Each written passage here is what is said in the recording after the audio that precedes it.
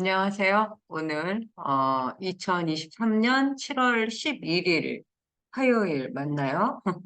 다시 한번. 예, 맞습니다. 제가 왜 시간을 확인하는가 보시면 압니다.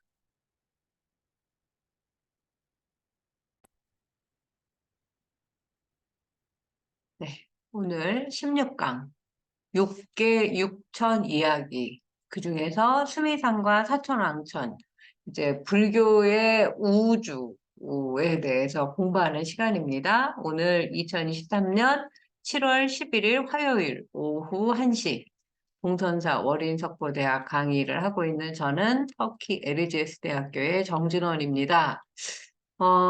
오늘 강의는 유튜브로 해야지 될 것 같습니다. 제가 아마 비행기를 타고 있거나, 서울 가는, 터키에서, 아마 이제 막 내리는 중이 아닐까 싶어요. 7월 10일 날 비행기를 타면 7월 11일 날 오후 1시 넘어서 2시, 그 정도에 제가 서울에 인천공항에 도착을 하는 시간이어서 부득이 여러분과 먼저 유튜브로 공부를 하는 수업을 선택하게 되었습니다. 오늘도 같이 재밌게 공부해 보시도록 하겠습니다. 오늘 차례는 월인석보 훈민정음의 날개를 달다 185쪽 우리 교재죠. 14번째 이야기 수미상가 사천왕에 대한 이야기를 할 거고요. 우리 석보상절 공부는 석보상절 3권 13번째 이야기 시달다 태자의 출가를 막아라.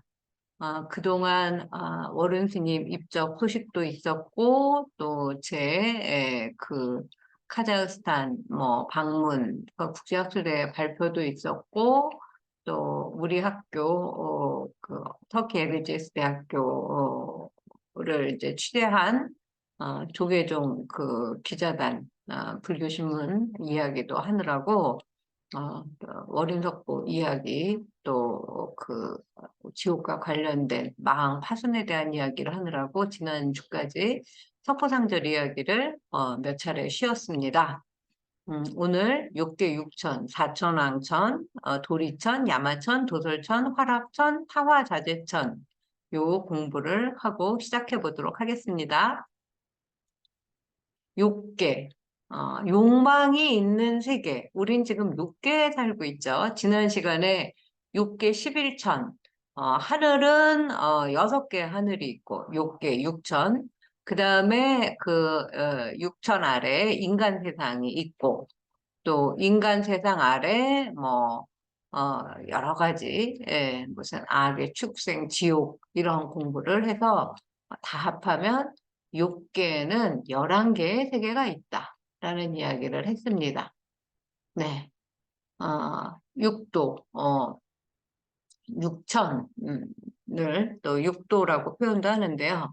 선도에는 이렇게 인간을 중심으로 해서 천상, 6개 6천, 18천, 무색계 4천, 색계 18천, 무색계 4천 이렇게 있고요. 앞으로 계속 하늘의 우주에 대해서 공부를 할 거고 인간 밑에 세상은 아수라라는 세상이 있고 축생, 짐승으로 이제 대변되는 34억 종류의 축생의 세계가 있고 귀신과 마귀들이 사는 악귀 세상이 있고 마지막에 8대 지옥 세분에서 나누면 8만 4천 지옥을 지난 시간에 공부를 했습니다.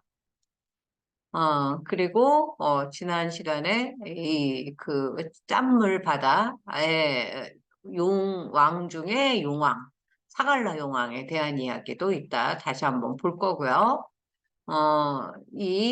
수미산이 있고, 오늘 이 사천왕천, 꼭대기에 도리천, 그 위에 뭐 야마천, 화락천, 뭐 이렇게, 도솔천, 뭐 타화자재천, 이렇게 나옵니다.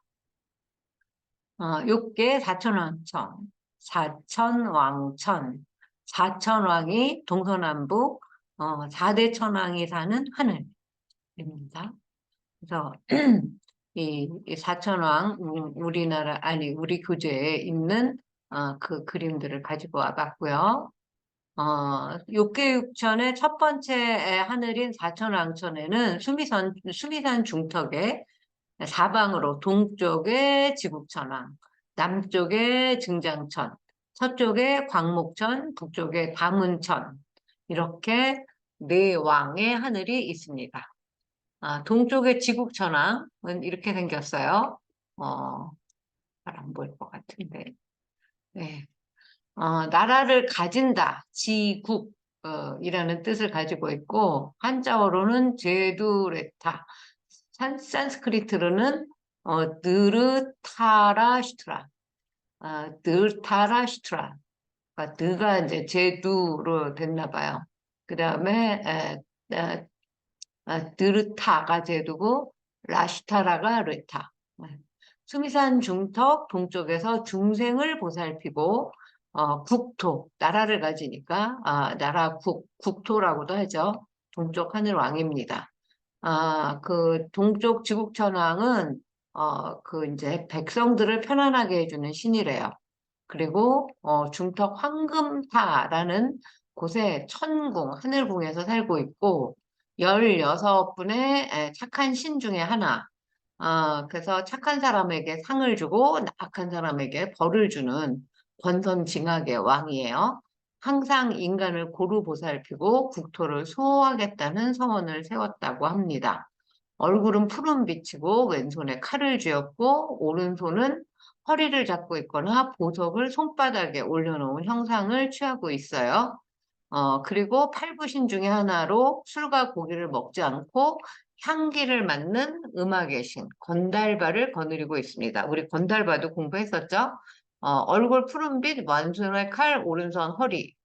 어, 잠깐만. 왼손에 칼이에요? 왼손에 칼이네. 오른손으로, 왼손잡이 지국천왕 잊지 마세요. 얼굴은 푸른빛이지만 살색으로 표시했네요.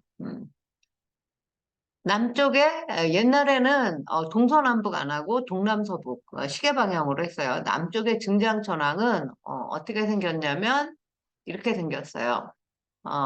증은 더할 증자고 장은 길다는 뜻이죠.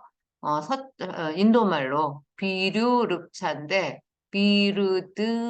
비루다카 비루다카를 비류륵차라고 했어요.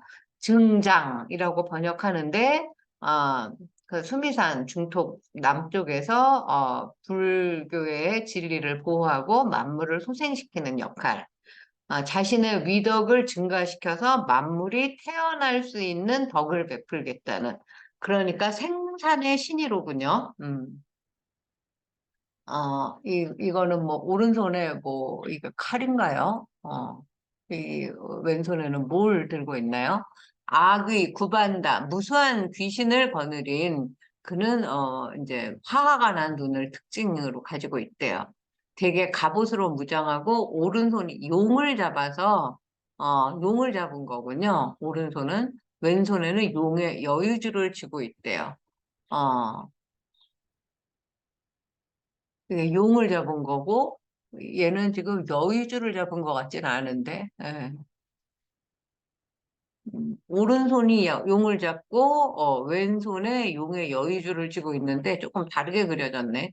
제가 몇 번이나 고치게 했는데 서쪽에 광목천왕은 넓은 눈이에요. 넓을 광 등목자니까 비루파크샤를 음사한 거예요. 비루박차라고 이제 한자로 그렇게 쓰고 눈을 부릅뜨고 그 위험으로 불법을 보호하고 있어요.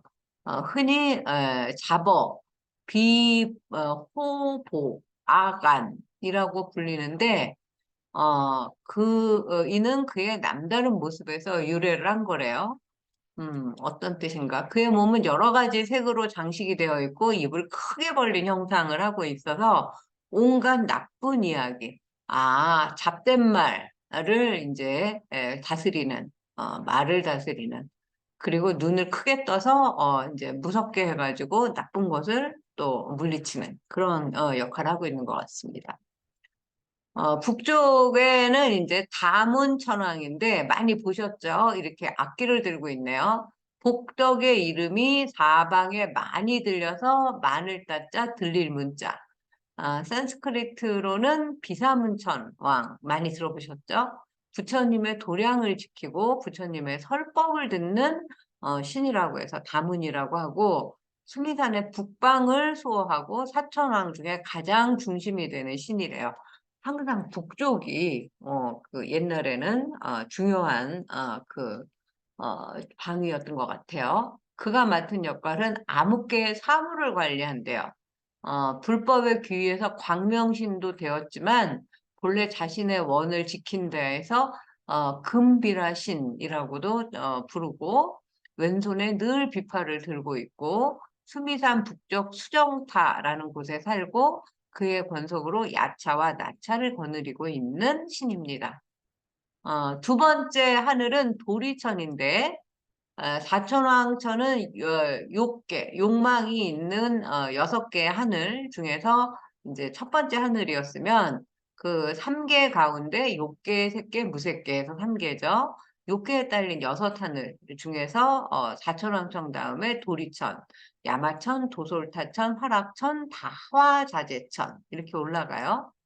그래서 아까 보셨듯이 조금 더 자세하게 그려놓은 그림인데 우리 이 책에 있습니다.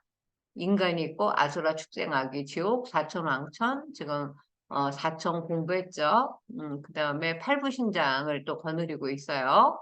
그리고 여기에는 이제 욕망과 그 사물과 마음을 이제 어, 남아있는 그런 세계예요. 그리고 도리천은 이제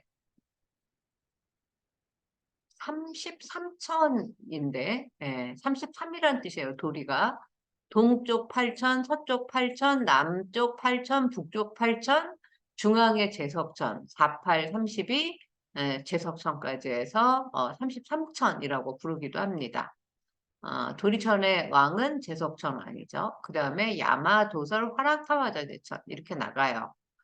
다시 그림을 이제 인간 세계부터 그리면 인간 세계에 이 동서남북의 남쪽에 살고 있고 중간에 중턱 사황천이 있고 지금 이 공부를 했고 수미산 꼭대기에 도리천 그 수미산을 이제 넘어서 하늘에 야마도설 화락타화자재 이렇게 있습니다. 그리고 이걸 전부 다 합하면 그 공부를 우리 지금 여기 할 거죠. 남연부제에 살면서 그 욕계는 그 14개로 이 4부주까지 하면 10일이 아니라 사악취, 지옥악의 축생아수라. 그 다음에 색계 그 1, 2, 3, 4에서 9, 3, 3, 3에서 18천. 무색계 또이 공무변처천, 식무변처천, 무소유처천, 비상비비산천 해서 이제 4천인데 요걸 다 합하면 지금 12하늘이 되죠. 그래서 옛날에 불교에서 우주는 이렇게 나뉘어져 있어요. 그러니까 번뇌가 쉬는 정도에 따라서 이 하늘의 높이가 높아지고 있습니다. 두 번째 도리천, 수미산 꼭대기에 도리천이 있습니다. 도리천 안에 33천이 있고 한가운데 한 하늘 제석천이 있고 그 하늘을 중심으로 해서 동서남북 사방에 8개 하늘씩 나란히 있어서 사방 곱하기 8하늘 32천 그리고 중간에 한가운데 한 하늘 제석천이 있어서 33천 제석은 인도말로 석가제바 인다라를 줄여서 하는 말이래요. 어진 하늘의 임금이라는 뜻입니다. 샤크로 네바넘 인들하. 그래서 신들의 제왕인 샤크라라는 뜻이고 제석, 천제석이라고 번역을 하죠. 33천 중에 32천, 사천왕을 이제 통솔을 하고 부처의 가르침을 지킨다고 하는 것이 누구? 제석천. 어, 도리천은 욕계 6천 중 지상에서 하늘로 향할 때 두 번째 하늘에 해당되는데 그 하늘은 다시 33하늘로 이제 세분이 되어 있습니다. 마치 수미산이 가운데 있고 남선부주를 비롯한 사방세계가 있는 거랑 비슷한 구조죠. 도리천은 산스크리트로 트라야, 슈트림, 샤. 그래서 33천이라는 뜻이에요. 한 달에 6제일, 8일, 14일, 15일, 23일, 29일, 30일마다 성 밖에 있는 선법당에 모여서 법에 맞는지 그렇지 않은지를 이제 평가를 하면서 지상에 살고 있는 중생들의 선행과 악행을 다룬다고 합니다. 신라 시대의 이 불자들은 육제일의 계율을 청정하게 하고 일일 일식을 지켰다고 해요. 이 비슷한 이야기가 한국유사에 전합니다. 도리천에서의 수명은 1000살이래요. 우리가 지금 100세 인생, 뭐 120세 인생 이러고 가는데 이제 1000세 인생이 도리천에서 펼쳐지고, 근데 이 하늘에 하루, 낮과 밤은 인간의 100년. 그래서 도리천의 하루는 인간의 100세에 해당되는, 그리고 처음 태어난 아이는 인간의 6살 먹은 아이와 같다고 해요. 이것도 참 재미있네요. 세 번째 하늘, 야마천. 야마천은 가장 좋다라는 뜻이래요. 그리고 산스크리트 야마는 이 그 박 또는 차지라고 번역을 하는데, 박은 이제 포박한다는 뜻이고, 차지는 가리고 막는다. 무엇을? 악을, 나쁜 것을. 그런 뜻이에요. 그래서 수야마천, 연마천, 염라대왕이 사는 곳이에요. 야마, 연마, 염라 같은 말이라는 거. 이 하늘의 주인공은 연마천왕이고 우리가 흔히 염라대왕이라고 부른다. 야마천의 왕은 이처럼 불교로 수용된 뒤에 우리나라에서 이제 지옥을 다스리는 지옥의 왕, 죽은 이의 생전 행적에 따라서 상과 벌을 주는 저승의 염라대왕이 되는 겁니다. 야마천, 염라대왕천 이렇게 외우시면 될 것 같아요. 네 번째 도솔천. 도솔천은 이제 도솔 많이 들어보셨죠? 만족한다라는 뜻이에요. 만족을 안다. 지족. 최후신 보살이 도솔천에 태어나서 가르침으로 욕심에 만족한 것을 아는 그런 하늘이죠. 최후의 몸이라는 것은 마지막으로 받은 몸이라는 뜻이니까 도솔천에 태어나면 다시 생사윤회를 하지 않고 부처가 된다는 뜻. 도솔천은 투시타라는 말의 음력으로 지족천, 묘족천, 희족천, 희락천 많이 들어보셨죠? 그렇게 번역을 합니다. 그리고 도솔천의 안에 그 내원은 장차 부처가 될 보살이 사는 곳. 석가모니도 현세에 태어나기 전에 도솔내의 도솔천에서 내려오시잖아요. 내원과 외원 안쪽 마당과 바깥 마당이 있는데, 내원에는 미륵보살이 살고 외원에는 천인들이 오욕을 만족하면서 머물고 있다고 합니다. 미륵보살은 내원궁에서 설법을 하고 인간 사는 세상 남선부주에 언젠가 내려와서 성불할 시기를 기다리고 있어요. 미래세 부처님, 마이트레야 미륵보살이죠. 미륵이 내려온 인간 세상은 이제 이상적인 세상이 되고 세상의 모든 사람을 교화시켜서 성인이 되게 하고 열반, 깨달음에 들게 한다고 해요. 그래서 도솔천은 미륵보살의 정토, 아미타불의 정토는 극락이라고 하죠. 정토 신앙과도 밀접한 관계가 있어요. 어, 다섯 번째 화락천인데, 화락천 이야기. 화락은 지어서 즐긴다는 뜻이에요. 될 화, 짓는다, 된다, 만든다, 짓는다, 한다 같은 말이죠. 즐길락, 즐거움을 스스로 만들어서 즐기는 하늘.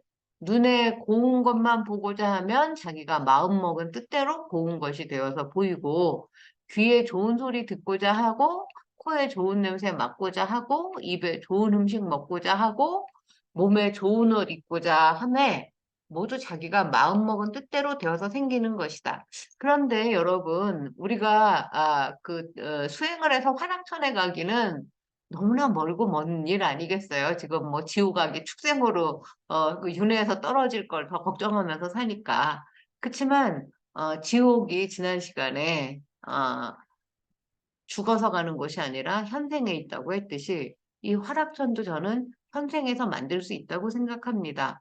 제가 요즘에 그 생각을 한 게, 어, 더 이상 젊지 않죠, 우리가.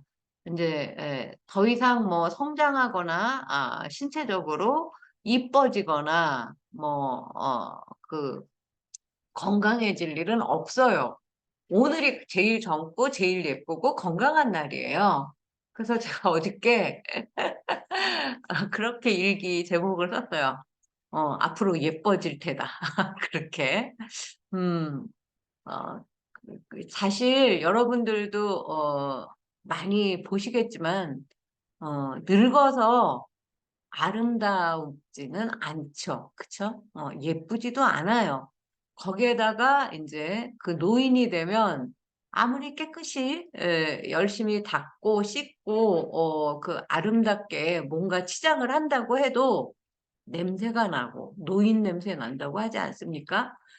오래 남자가 이제 머문 방에는 호레비 냄새가 난다고 하지 않습니까? 그 인간의 체취가 그렇게 향기롭지 않아요. 특히 그 이제 제가 외국에 살다 보면 우리하고 또 체취가 같이 않으면 너무 그 체취가 좋지 않게 느껴질 때가 많아요.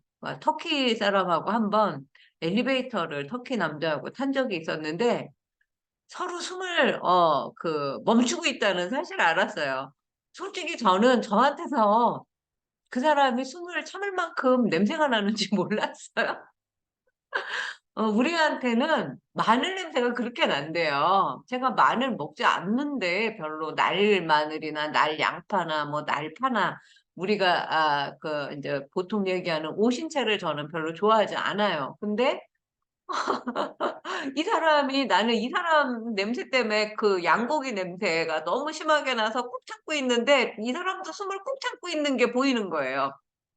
우리가 먹는 김치, 양념에 마늘이 안 들어간 데가 없대요. 그래서 나만 냄새가 안 난다고 생각을 했는데 가끔가다 누군가한테서 뭐 이렇게 입에서 냄새가 난다거나 할 때에도 이게 혹시 나한테서 나는 냄새가 아닐까라고 요새 저는 저한테 이렇게 자문을 하고 제가 뭔가 사탕을 갖고 다니든지 오랫동안 말을 안 하면 그 구취 같은 게 생기잖아요. 그런 생각을 해요. 그래서 가능하면 매일 씻고 가능하면 향수도 너무 지독한 거 말고 이렇게 뭐 라벤더라든지 뭐 장미향이라든지 그런 게 이제 터키에서는 흔한데 그런 걸로 이렇게 뿌리고 다니려고 해요. 그러니까 이제 아니면 레몬 도 이제 향도 많이 얘네들 손 소독제로 많이 써요. 그런 식으로 해서 어 내 눈에 내가 그래도 오늘이 가장 젊고 건강하고 이쁜 날이니까 나를 최대한 그렇게 꾸며주자. 그런 마음을 먹게 됐어요. 예쁠 시간이, 젊을 시간이 많지 않은 거예요. 건강할 시간이. 그래서 내가 마음먹은 대로 고운 걸 입고 귀에 좋은 음악만 듣고 남에게 상처될 말 하지 않고 상대가 나에게 뭐 상처될 말을 했다고 하더라도 그 말 한 귀로 듣고 한 귀로 흘리고 자기만 구억 지은 거 아닙니까? 내버려 두세요. 그 부처님도 뭐 잔치상을 그 초대해서 갔지만 내가 그 잔치 음식을 안 먹으면 그 잔치 음식 누가 먹어야 돼요? 차리는 사람이 먹어야 되죠.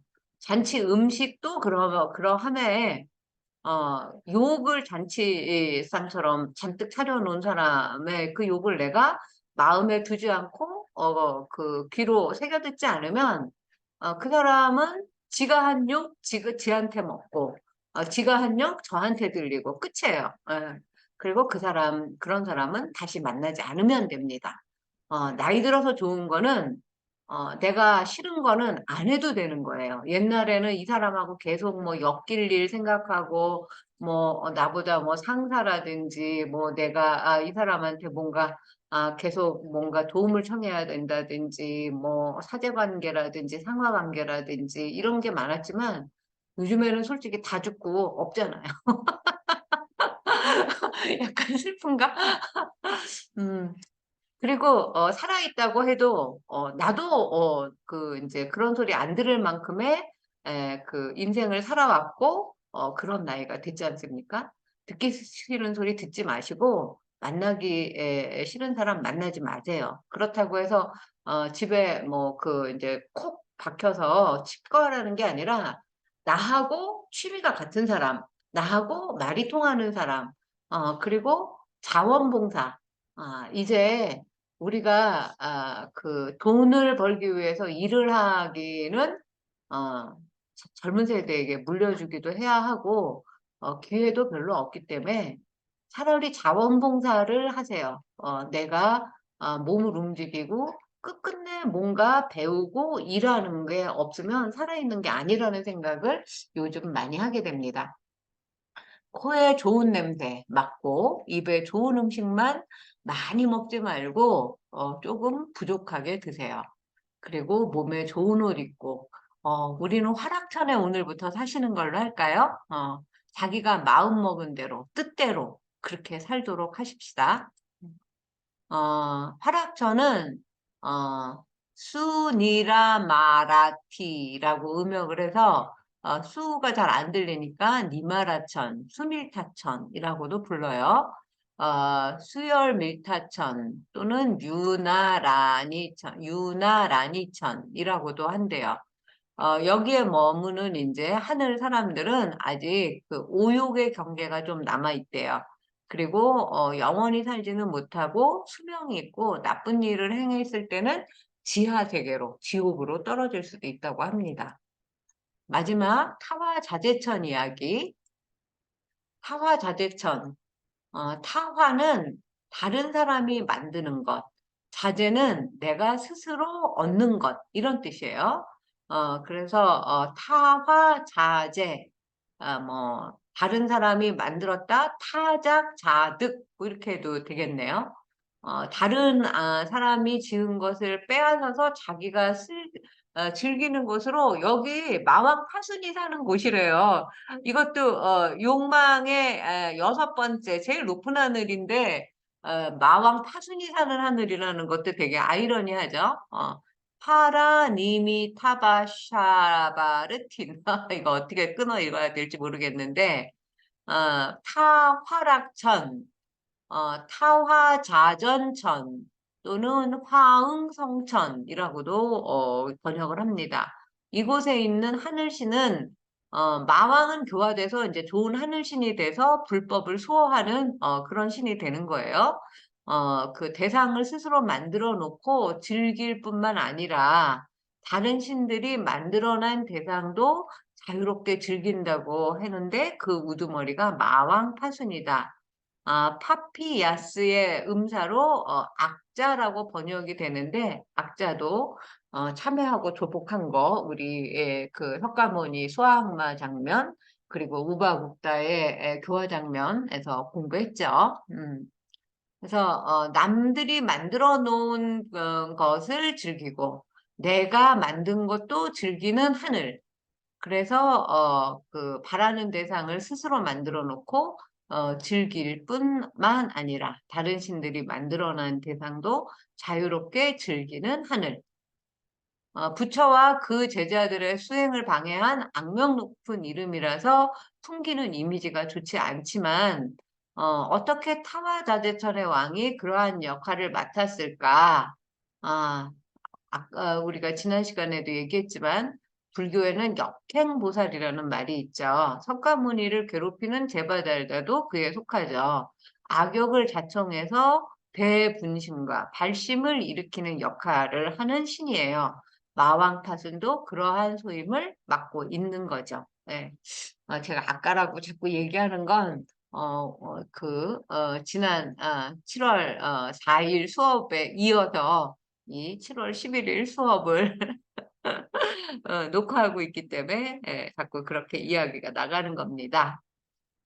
그래서 우리가 이걸 자꾸 공부하는 이유는 지금의 우주관과 다르기 때문에 머릿속에 들어가게 되질 않아요. 그래서 남선부주 있고 천리산 있고 그 밑에 금륜, 수륜, 풍륜, 지하세계 그렇게 돼 있고 사왕천 있고 이 도솔천이 아니라 도리천으로 바꿔야 돼요. 도리천 33천이 있고 야마천, 도솔천, 내원궁에 미륵보살 살고 있고 화락천에 내가 마음먹은 대로 좋은 거 있고 좋은 거 보고 좋은 거 듣고 좋은 말 하는 그런 세계고 타화자재천은 남들이 만든 거, 내가 만든 거 다 즐길 수 있는 하늘 이렇게 알아두시면 되겠어요. 그래서 육계 육천은 모두 구름에 있는 허공에 있는 세상이에요. 하늘이죠. 그래서 욕망의 세상에 있는 6개의 하늘입니다. 6개의 개는 가장자리 개자예요. 그리고 겹이라는 뜻도 있어요. 그래서 이 6하늘까지가 욕심을 다 여의지는 못한 세계고 인간의 세상도 그래서 6개에 들어갑니다. 그리고 제 3번째 하늘인 야마천, 염라대왕천부터 6번째 타화자재천까지는 모두 구름으로부터 허공에 있는 하늘이라서 공거천이라고 말해요. 그래서 수미산 중턱에 사천왕천, 정상에 도리천을 합해서 6개 6천이라고 합니다. 네, 여기까지 하고 이제 우리 석고상절 이야기 공부해 보도록 하겠습니다. 오늘 석고상절 이야기는 시달타 태자의 출가를 막아라입니다. 갖은 유혹에도 태자가 출가를 하겠다는 결심을 아주 굳게 합니다. 그래서 이제 사문 유관, 사문에서 노병사를 확인하고 비구, 출가 수행자를 만나죠. 정거천이 변신한. 그리고 정가천의 인도로 출가를 결심하고 6년 뒤에 라훌라가 태어날 것이라고 예언도 하고 또 호화로운 보석과 아름다운 여인 등에도 이제 금강석 같은 출가 발심을 막지 못했다는 내용이에요. 좀 크게 해보겠습니다. 살아가면서 인생의 결단을 내리기까지 고민을 치열하게 한 적이 있었나 생각을 해봤어요. 저의 경우는 결혼이 그랬던 것 같습니다. 저는 30대 중반까지 독신을 고집하고 살았었는데, 어느 날, 나를 걱정하느라고 밤잠을 설쳤다는 우리 큰 고모예요, 친척은. 한마디가 굉장히 크게 자극이 되었어요. 아니, 우리 식구는 발 뻗고 편히 사는데, 왜 친척이 나 때문에 잠을 못 자나. 20세기 말만 해도 1990년대니까 여자는 20대에 시집가서 아이를 낳는 것이 빠를수록 좋다는 사고방식이 지배적이었죠. 그런데 우리 어머니의 생각은 달랐어요. 우리 엄마는 자기가 결혼을 해보니까 결혼을 안 하고 살아도 괜찮겠더라고 얘기를 저한테 하면서 제 마음대로 하라 그랬어요. 그래서 뭐 그렇다면 뭐 나는 내 마음대로 안 할 거야 라고 생각을 했던 거죠. 결과적으로 남들보다 한 10년 늦게 결혼을 해서 딸을 낳았습니다. 내 인생에 가장 잘한 일이에요, 지금도. 가끔 그런 우리 큰고모 같은 악지식, 역경보살이 인생의 선지식이 되는 경우가 있다. 이 수업 끝나고 고모님한테 전화를 한번 드려봐야겠네요.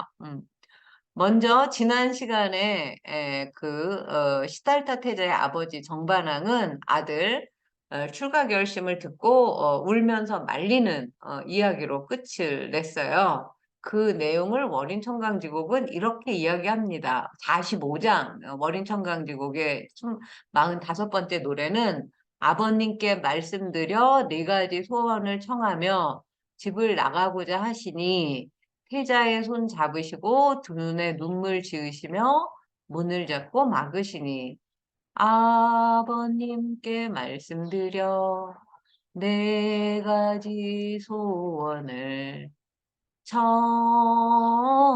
청하며 집을 나가고자 하시니 뭐 이런 식으로 노래를 만들어서 부르시면 돼요. 여러분이 좋아하는 만약에 우리 엄마라면 뭐 알뜰한 당신이나 물 새우는 강원덕 같은 노래 부르면서 했을 것 같으네요. 어, 태자는 노병사와 이별의 괴로움을 여의고자 출가하겠습니다. 라고 했어요. 태자는 정거천의 인도에 따라서 출가의 결심을 굳히고 차근차근 채비를 합니다. 먼저 아버지 정반왕이 걱정하는 후사를 잇기 위해서 부인 구이 또는 야수다라 같은 사람이에요. 아들을 낳을 것이라고 예언을 합니다. 구이는 남편이 곧 출가할 것을 직감하고 떠나지 못하도록 항상 곁을 지킵니다. 아버지 정반왕은 아들의 출가 결심을 돌리기 위해서 지금의 걸그룹 엔터테이너를 더 많이 늘리기에 여념이 없습니다. 그럴수록에 출가를 지휘하는 정거천은 밤마다 내려와서 태자의 마음을 일깨우고 다잡습니다. 태자에게 세상 활락을 시트하게 여기게 만들어요. 그렇게 태자가 출가하는 2월 초일에가 다가옵니다. 출가도 2월 초일에, 성도도 2월 초일에예요. 아들 라우라 출산을 예언을 이런 식으로 합니다. 태자가 부인의 배를 가리키며 말씀하셨다. 지금 이후 6회째의 아들을 낳으리라. 부이가 생각하기를 태자가 나가실까 의심하여 항상 곁에서 떨어지지 아니하였다. 태자가 아들 라우라를 부이에게 임신 수기하는 내용에 대해서는 경전마다 여러 이야기가 있어요. 불설, 중허, 마하제경 5권에는 만약에 아들이거나 딸이 없이 곧 떠나가서 수행하면 무사람들이 함께 말하기를 시달타 태조는 바로 대장부가 아니었으리라 라고 하리니 나아가 이별한 뒤에 야수다라 야준타라 구이 같은 이름이에요. 몸에 임신을 하게 하리라 하는 내용이 나와요. 그러나 근본 설일체 유부 비나야 파승사 4권에서는 이렇게 써 있어요. 그때 보살은 궁 안에 유의하는 장소에 있으면서 혼잣말을 하였다. 나는 지금 3명의 부인과 6만 명의 처녀가 있는데 삼시궁의 궁궐마다 부인이 따로따로 있었어요. 만약 그들과 세속적인 즐거움을 즐기지 않는다면 바깥 사람들이 나를 남자가 아니라고 의심할 터이니 나는 지금 야수다라와 합방할 것이다. 야수다라는 그 길로 임신하였다. 이렇게도 나옵니다. 부위를 야룬타라, 야수다라로 명명하고 있지만 출가 후에 임신과 출가 당일 임신 2가지 내용이 경전마다 다르게 기록되고 있는 걸 볼 수 있죠.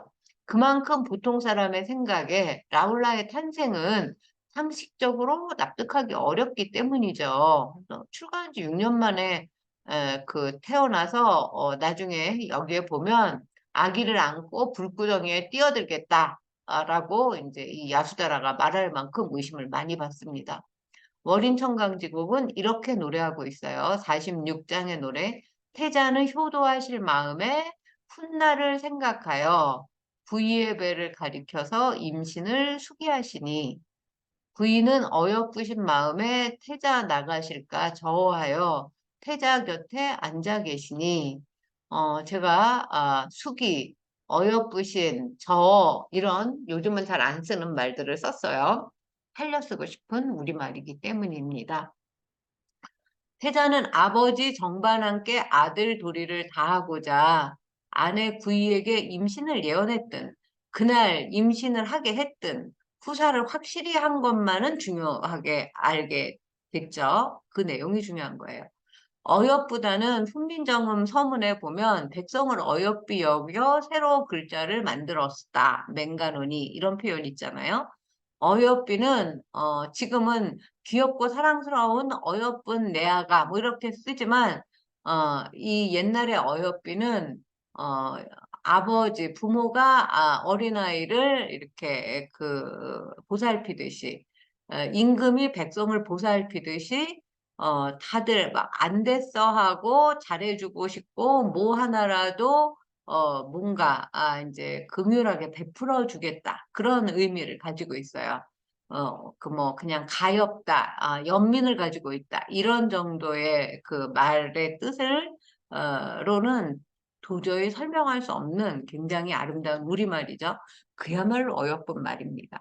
가엾이 여긴다라는 민연의 뜻이 강하지만 현대와 중세의 의미를 함축해서 저는 이 말을 되살려 쓰고 싶었어요. 글을 모르는 것이 안타깝고 가엾고 딱한 생각이 드는 어여삐 여김이라면 아내 구이가 고대광실에서 부족함 모르고 남편 시탈타가 왕의 자리를 박차고 출가 수행자가 되려는 모습도 딱 그만큼이라는 생각. 무엇보다 그 저변에는 사랑, 내 목숨을 다 주어도 아깝지 않은 사랑이 깔려 있어야 어여쁘다는 표현을 쓸 수 있어요. 저하다도 아름다운 순수한 우리말, 염려하고 걱정하여 꺼리는 그 마음이 깃든 거예요. 남편의 곁을 떠나지 않는 그야말로 어여쁜 아내, 구이인 거죠. 매일 밤 정거천이 이제 일깨웁니다.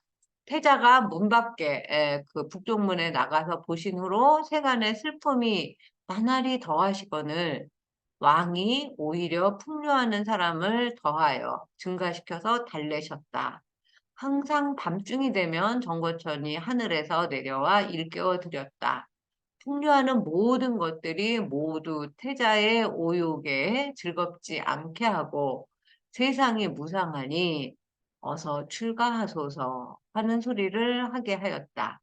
오욕은 뭐냐면 눈에 좋은 빛 보고자 하는 것, 귀에 좋은 소리 듣고자 하는 것, 코에 좋은 냄새 맡고자 하는 것, 좋은 입에 좋은 맛 먹고자 하는 것, 몸에 좋은 옷 입고자 하는 것. 이게 하늘에서 하면 화랑천인데 인간 세계에서 하면 오욕이네요. 그러나 우리는 그냥 무턱대고 무슨 사치스럽고 뭐 낭비하고 그런 것이 아니라 내가 가지고 있는 옷 중에서 가장 단정하게, 가장 깨끗하게, 가장 아름답게 입으시고 아낀다고 다 뭐 냉동실, 냉장고에 집어넣어가지고 잊어버려서 나중에 이제 썩은 다음에 치우는 그런 일을 저는 많이 하고 있는데 그때그때 제철 음식 맛있게 드시고 그런 것입니다.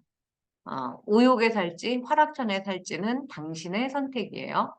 풍류하는 여인들이 깊이 잠들었을 때, 그 춤추고 노래하고 얼마나 힘들었겠어요, 피곤하고. 아랫도리를 풀어 헤쳐지고, 코와 침 같은 것이 더러운 것이 흐르게 하였어요. 정거천이. 예전에 그 속옷이 발달하지 않았죠. 속옷은 사실 발달한 지 100년도 안 됐다고 해요. 제가 그런 그 이야기를 예전에 들었는데 일본에서 목욕탕에 불이 났대요. 근데 그 여자들이 목욕탕에서 그 나오지 못하고 다 타 죽었대요. 그 이제 뭐 2층인가 뭐 그랬는데 사다리를 타고 내려오려면 그 속옷을 입을 틈도 없고 속옷이 없어서 자기의 그 이제 알몸이 다 보인다고 생각해서 차라리 부끄러움 대신에 죽음을 선택했다는 거 아닙니까? 태자가 더욱 시특하게 여기셨다. 정반왕은 세간의 오감, 몸을 즐겁게 하는 즐거움으로 태자를 붙들여 두려고 노력할수록 정거천은 눈에 보기 아름답고 귀에 들리는 음악 소리, 향기로운 후가, 맛있는 음식, 좋은 옷이 더덥게 느껴지도록 만들죠. 세상 일이 무상하니 출가하라는 말을 들은 태자는 자신을 즐겁게 한 아름답고 기에 뛰어난 여인들의 무방비하고 추한 모습을 보고 세상 모든 것이 시트해집니다. 별로 뭐 좋아 보이지도 않고 실증이 나고 뭐 이렇게 권태스러운 느낌, 마음이 내키지 않고 실증나 시들하다. 그게 시트하다예요. 정거천의 완전 승리. 47장의 월인청강지곡은 이렇게 노래합니다. 아버님 분별하여 고음각시들과 풍류소리로 태자의 선심을 막으시니 정거천의 실력에 더러운 각시들과 풍류소리로 욕심을 막으시니 원인청강지곡에서는 태자의 출가 발심을 선심, 좋은 마음으로 정반항의 출가를 막으려는 세상 풍류를 욕심, 선심의 반대말은 악심이 아니라 욕심이라는 거 오늘 하나 배워두시면 좋을 것 같습니다. 발심을 선심으로 한 것도 멋지고 선심의 반대를 욕심으로 선택한 것도 전곡을 찌른 표현이다. 세상의 즐거움을 추구하는 것이 어찌 선심의 반대라고 악심이 될 수 있으랴. 선심의 반대는 욕심이로군요. 정반왕의 필사적인 노력. 태자가 자주 왕께 출가하고 싶습니다. 라고 사례권을 왕이 말씀하셨다. 네가 마땅히 전륜성왕이 되어 칠보천자를 가지고 사천하를 다스려야 할 것이거늘 어찌 머리를 깎고 중이 되는 것을 즐기느냐. 태자가 대답하였다. 정각을 이루어 대천세계를 모두 주관해서 사생을 제도하고 긴 밤을 여의어 벗어나게 하려고 하오니 칠보사천하를 즐기지 않는 것입니다. 사생은 네 가지로 태어나는 것이니 축축하고 이제 진 곳, 이제 진흙탕 할 때 진 곳에서 태어나는 것, 번생하여 태어나는 것, 바꾸어서 태어나는 것, 난생, 알을 까서 태어나는 것, 배어서, 이제 그 임신해서 태에 들어서 태어나는 것, 이것이 사생이다. 일체 중생을 다 이루는 것이다. 번생은 고쳐되어 나는 것이고, 긴밤을 여의어 벗어나게 한다 할 때, 긴밤은 중생이 미혹해서 항상 깜깜한 밤에 있는 것과 같으므로 긴밤이라고 하는 것이다. 왕이 풍류하는 사람을 더 보태어 밤낮으로 달래셨다. 여기에서 사생은 습생, 화생, 난생, 태생을 말하는 거예요. 화생을 이제 그 번생, 바꿔 태어나는 것이라고 했는데, 천계나 지옥의 중생과 같이 과거 자신의 그 행동에 따라서 태어나는 것을 이제 화생, 번생이라고 하죠. 무엇보다 중생의 미혹을 길고 긴 깜깜한 밤중을 헤매는 것으로 비유하고 있는 걸 보셨죠? 지금은 칠흑 같은 어둠이나 뭐 불빛 하나 없는 장소 이런 걸 찾기가 굉장히 어려운 세상에 살고 있어서 빛공해 오히려 살고 있지만 저는 이런 칠흑 같은 밤의 경험이 몇 번 있습니다. 30년 전 인도 시골 캄캄한 쿠시나가라 부처님 열반지라고 찾아갔는데 그때가 겨울이었고 저녁 6시, 7시 정도 됐어요. 버스에서 내렸는데 가로등이 하나도 없어서 막막했는데 지금은 불야성을 이루고 있더군요. 아주 또 어린 시절에 등잔불이 전부인 할아버지 댁에 가면 저녁밥 먹기 무섭게 등잔불에 기름을 아낀다고 억지로 이부자리 펴고 자라고 했을 때가 그렇습니다. 그 막막함과 답답함을 중생의 미혹에 비유하는 것이라면 어느 정도 내 깜냥만큼, 내 푼수만큼 이해되기도 합니다. 그들을 제도하겠다는 원대한 포부를 품은 아들에게 아버지 정반왕은 세간의 즐거움을 물질적으로 더 보태주는 것밖에 할 게 없었어요. 목마른 아이에게 사탕을 퍼부어주는 일이라고 저는 생각을 했습니다. 48장의 월인 청강지곡은 이렇게 노래합니다. 칠보천자로 사천하를 다스리는 것이 아버님 뜻이시니 정각을 이루어 대천세계를 밝히는 것이 아드님 시탈타의 뜻이시니 칠보천자는 전륜상황에 갖춘 칠보와 천명의 아들이래요. 정반왕은 아들이 부처가 되기보다는 동서남북 내천하를 다스리고 왕자를 많이 낳아서 대를 잇기를 바란 거죠. 아들은 바른 깨달음을 얻어서 그거보다 더 큰 우주, 삼천 대천 세계를 깜깜한 밤중에서 건져내겠다는 서원을 하고 있습니다. 21세기 80억 명에 가까운 인간이 살고 있지만 이보다 더 큰 포부를 가진 사람이 있을까 생각을 해보면 못 본 것 같아요. 여러분의 포부는 무엇이었습니까? 또 앞으로의 포부는 무엇입니까? 그 옛날에 이 위대한 사람이 태어나지 않았다면 지금 우리는 어떻게 살고 있을까요? 저로서는 차마 생각조차 닿지 못할 꿈이지만 이 글을 쓰면서 한 사람이라도, 아니, 저 자신의 자리로 이타하는 삶을 살아야겠다라는 마음을 이 글을 읽으면서 품게 됩니다. 여러분들은 어떤 생각을 품으셨나요? 내가 이로운 삶을 먼저 살아야 남을 도울 수 있습니다. 여러분, 자식을 위해 살겠다. 어, 요새 제가 만난 사람 중에 비행기도 저가 비행기만 타고, 또, 무슨 요즘에 이제 그 외국에 사는 분인데 저를 찾아왔어요. 그 외국에서 이제 그 영화나 한국 드라마를 보려면 넷플릭스라는 걸 다 가입을 해야 되는데 그게 한 달에 얼마 안 해요. 그게 아까워서 그것도 못 하시는 분이 글쎄, 자기가 살고 있는 다른 나라에 집을 최소한 3억 내지 10억을 들여서 짓겠다는 거예요. 그래서 내가 아서라 말아라 막 그 말리면서 집 짓다 죽은 사람 많이 봤다. 심지어는 스님들이 중창불사하시다가 그거 끝내고 들어가서 사시지도 못하고 입적하시는 경우도 저는 종종 봅니다. 그래서 그런 쓸데없는 것에 자기의 얼마 남지 않은 에너지와 건강과 재산을 다 퍼붓지 말고 당신을 위해서 넷플릭스부터 가입하세요. 내가 그렇게 말을 했어요. 음. 자, 그러면 우리 공부하는 교재 볼까요? 어디 있을까?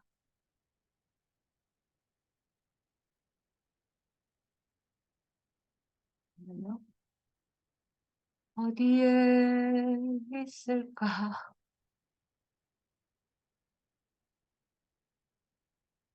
왜 안 보이죠?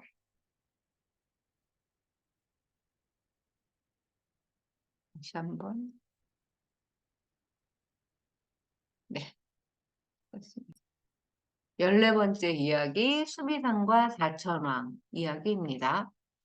어, 이때가 아마 연재를 하고 있었기 때문에 봄이었나 봐요. 봄이 되면 제가 다니는 서울 삼청동 법련사에 흰 모란, 진보랏빛 붓꽃을 비롯해서 수많은 꽃들의 화엄 세상이 펼쳐집니다. 거기에 계시는 보살님께서 꽃을 정말 잘 가꾸세요.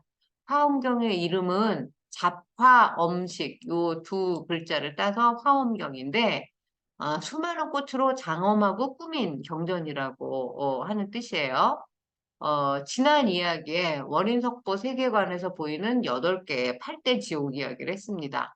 그토록 생생한 지옥 설명을 읽은 사람들은 정말 무섭다고 하면서 살아있을 때 좋은 일 많이 해야 되겠다고 생각했대요.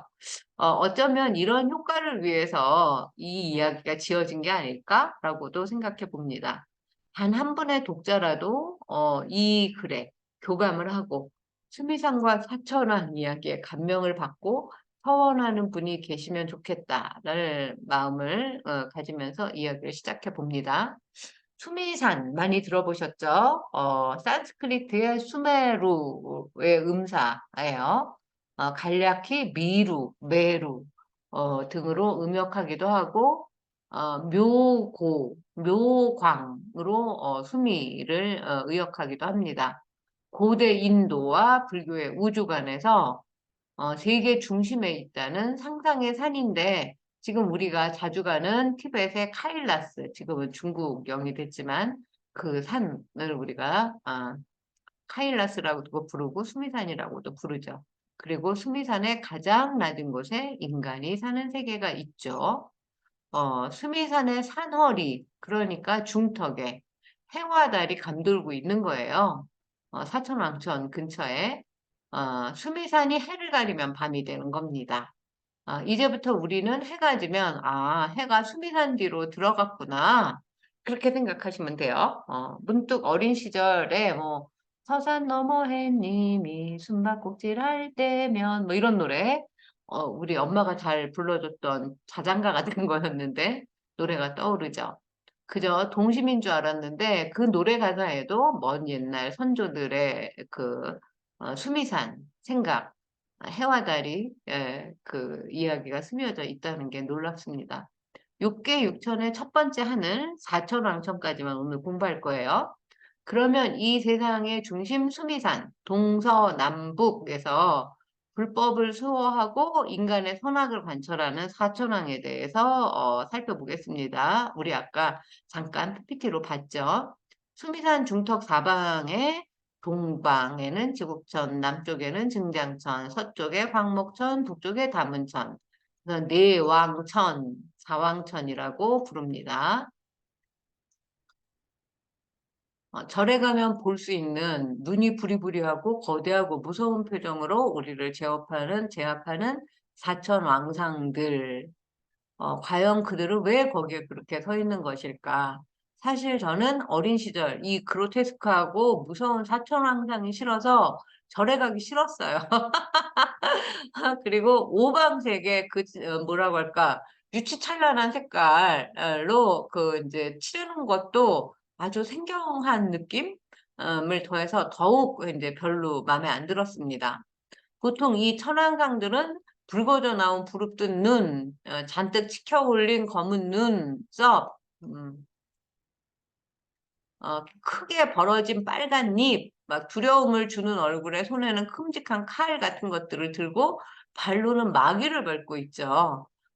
이때 발 밑에 막 깔린 마귀들이 막 고통에 일그러진 얼굴로 신음하고 있는 상을 하고 있습니다. 가서 자세히 보세요. 청풍로는 어떻게 그려져 있나 보세요. 원래 사천왕은 고대 인도 종교에서 숭상했던 귀신들의 왕이었대요. 근데 이제 불교에 귀의해서 부처님과 불법을 지키는 수호신이 되었다고 합니다. 그들은 수미산 중턱에서 각각 그들의 건속, 가족, 무리들과 살면서 동서남북의 네 방위를 지키고 불법을 수호하고 사부대중의 보호를 하고 있습니다. 과연 그 편견을 오늘 제가 그렇게 싫어하고 무서워했던 그 편견을 이 글에서 씻어낼 수 있을까 보겠습니다. 동쪽을 지키는 지국천왕은 월인석부에서는 나라를 지킨다는 뜻으로 해석하고 있고요. 가질 지자는 소유의 개념보다 지키고 보호한다는 의미가 더 큽니다. 한자로 제두레타, 산스크리트로 드르타라슈트라라고 합니다. 수미산 중턱 동쪽에서 중생을 두루두루 보살피고 이제 나라를 지키는 동쪽 하늘 왕입니다. 그는 안민의 신, 백성을 편안하게 하는 신으로 수미산 동쪽 중턱에 황금타에 있는 하늘 궁전에서 살고 있고 16명의 선신 중에 하나입니다. 또 착한 사람에게 상을 주고 나쁜 사람에게 벌을 주는 그런 신이기도 하고 그 인간을 두루두루 잘 살피고 나라 국토를 수호하는 그런 서원을 세우고 있다고 해요. 음, 얼굴은 푸른빛을 띠고 왼손에 칼을 쥐고 오른손은 허리를 잡거나 보석을 손바닥 위에 올려놓은 형상을 하고 있으면 동방지국 전왕 이렇게 큰 소리로 옆 사람에게 말해주세요. 그는 휘하의 팔부신 중에 하나로 고기를 먹지 않고 향기만 맡는 음악의 신 건달바를 거느리고 있습니다. 이슬람은 술을 먹지 않죠. 그리고 돼지고기를 먹지 않습니다. 그리고 음악을 좋아해요. 혹시 건달바 신의 나라? 한편 어린석보 세주에서 말하는 동쪽, 서쪽, 중국, 인도의 지리적 설명이 인상적인데 우리는 인도를 왜 서쪽 하늘이라고 할까요? 중국의 서쪽이기 때문입니다. 왜 중국이라고 할까요? 하늘 가운데 위치한 나라, 세상의 중심에 있는 나라라고 생각했기 때문에 지네들도 그렇게 이름을 붙였고 우리도 그거를 그대로 믿었기 때문에 그렇게 이름을 붙인 거죠. 그러나 인도에서는 부처의 나라를 하늘의 중심으로 있다고 보아서 인도를 중심으로 중국을 인도의 동쪽에 있는 동토라고 동쪽 땅, 상대적 개념을 구현하고 있어요. 현재 세계 지도를 보면 우리 세계 지도는 대한민국이 한가운데 있습니다. 다른 나라 가면 그 나라가 세계 지도 한가운데 있어요. 미국 지도는 미국을 중심에 놓은 그런 지도를 쓰고 있죠. 나라 지도만 그런가? 누구나 다른 이의 인생에서는 우리가 조연이거나 길 가는 행인 1, 2, 3 중에 하나이거나 엑스트라일 수도 있지만 그래서 이제 가장자리에 서 있을 수도 있지만 내 인생, 자신의 인생에서만큼은 세계 지도가 한가운데 우리나라가 위치하듯이 나라는 사람이 살고 있는 이 세상의 그 인간 지도에서는 내가 중심에 있어야 된다는 거 항상 잊지 마시고 자식을 위해서 살지 마세요. 누군가를 위해서 저금하지 마세요. 나를 위해서 잘 쓰는 것이 남을 위한 겁니다. 내가 아끼고 그런 이야기를 제가 한번 했던 것 같은데 제가 아는 부자 할머니가 글쎄 밥 차려 먹기 싫다고 혼자 살면서 영양실조에 걸려서 요양병원에 가신 분이 계세요. 하, 그러면 요양병원에 간 순간 그 집의 주인은 누가 될 것이며, 그 요양병원에 누군가가 돌봐준다고 하지만 자식들은 계속 그 면회를 다니고 또 코로나 시대에 면회가 쉽습니까? 생이별을 해야 하고 그거 정말 일파만파예요. 나이 들어서 자기의 건강을 자기가 지키고 자기가 제정신으로 똑바로 살다가 이 세상을 이제 하직할 수 있는 거 이게 가장 큰 남을 위한 자리이타 보시행이라고 저는 생각을 하게 되었습니다. 남쪽 하늘을 지키는 왕은 증장천왕이에요. 증은 더한다는 뜻이고 장은 길다는 뜻이죠. 인도 말로 비루륵차라고 합니다. 산스크리트 비루다카의 음사고 증장이라고 번역합니다. 수미산 중턱의 남쪽에서 불교의 진리를 보호하고 만물을 소생시키는 역할을 하는 것이 증장천왕. 증장천왕은 자신의 위덕을 증가시켜서 만물이 태어날 수 있는 덕을 베풀겠다라는 서원을 세운 신이에요. 아귀, 구반다 이런 귀신을 거느리고 살고 아주 무서운 눈, 환한 눈을 하는 것을 특징으로 하고 있습니다. 그의 모습은 갑옷을 입었고 오른손은 용을 잡았고 오른손이에요. 용을 잡고 가슴 아래에 그 이제 용을 잡아서 이렇게 대고 있고 왼손에는 여의주, 용의 여의주를 분리해서 들고 있는 경우가 많다고 합니다. 서쪽 하늘을 지키는 광목천왕은 넓은 눈이라는 뜻이고 비루팍샤, 비루박차라고 이제 한자로 쓰고요. 이 광목천왕은 또 눈이 큰 사람이니까 눈을 부릅뜨고 그 위험으로 그 불법을 보호하고 있습니다. 흔히 자버, 비호보, 아간이라고 부르는데 남다른 모습에서 유래된 것이라고 하죠. 여러 가지 색으로 장식되어 있고 입을 크게 벌리고 있어서 웅변으로 온갖 나쁜 이야기, 그 웅변을 하는 걸 자버를 물리치는 그런 모습으로 해서 자본가 봐요. 북방의 다문천왕, 북쪽 하늘을 수호하는 다문천왕은 많이 듣는다는 뜻을 가졌어요. 잘 들어주는 게 요즘 굉장히 중요한 능력이라고 하지 않습니까? 다들 자기 말만 하고 귀 막고 자기 말만 하는 세상이니까. 복덕의 이름이 사방에 들리기 때문에 많이 들려서 다문천왕. 뭐가 많이 들려요? 복과 덕의 이름이 비사문천왕이라고도 부릅니다. 부처님의 도량을 지키고 부처님의 설법을 듣고 있대요. 그래서도 다문이라고 합니다. 어, 안한존자 같은 제자 신인가 봐요. 수미산에 북방을 수호하면서 사천왕 중에 가장 중심이 되는 신이죠. 안한을 다문제일이라고 하지 않습니까? 그가 맡은 역할은 암흑계의 사물을 관리하는 신이에요. 한때 불법에 귀의해서 광명신이 되었지만 자신의 서원을 지킨다고 해서 금비라신이라고 부른대요. 왼손에 비파, 그 악기를 들고 있고 수미산의 북쪽 수정타라는 곳에 살고 있고 그의 가족으로 야차와 나차를 거느리고 있습니다. 이 사천왕천이 어디 있느냐? 수미산 산허리 중턱에 있어요. 이 왕들은 동서남북을 수호하고 관장하는 신들인데 수미산 꼭대기에 어떤 하늘이 그러면 펼쳐져 있을까? 우리 다 알죠. 신라의 선덕 여왕이 가고자 했던 도리천이 평평하게 그 네모반듯하게 펼쳐져 있다고 하죠. 육계 육천 이야기로 불교 우주 여행을 이어서 떠나볼 겁니다. 지금까지 설명한 불교의 세계, 육계 육천을 그림으로 나타내면 이렇게 생겼습니다. 아까 우리 또 보셨죠? 네. 인간 세계에서 남성부주에 우리가 살고 있고 오늘은 여기 사왕천의 동지국천, 남증장천, 서광목천, 북담은천, 수미산 중턱까지 공부했습니다. 다음 시간에 도리천에 대해서 공부를 할 거예요. 도리천과 육천. 네. 네, 어떠셨습니까? 여러분하고 같이 안 하니까 일사천리로 수업이 진행된 느낌이 듭니다만, 어쨌든 이 공부를 여러분들의 맛있는 공양으로 삼아서 여러분의 정신을 그 영양을 골고루 공급하고 또 그렇게 해서 얻은 지혜와 지식을 남들에게 법보시를 하시면서 한 주 잘 지내시고 봉선사에서 뵙도록 하겠습니다. 감사합니다.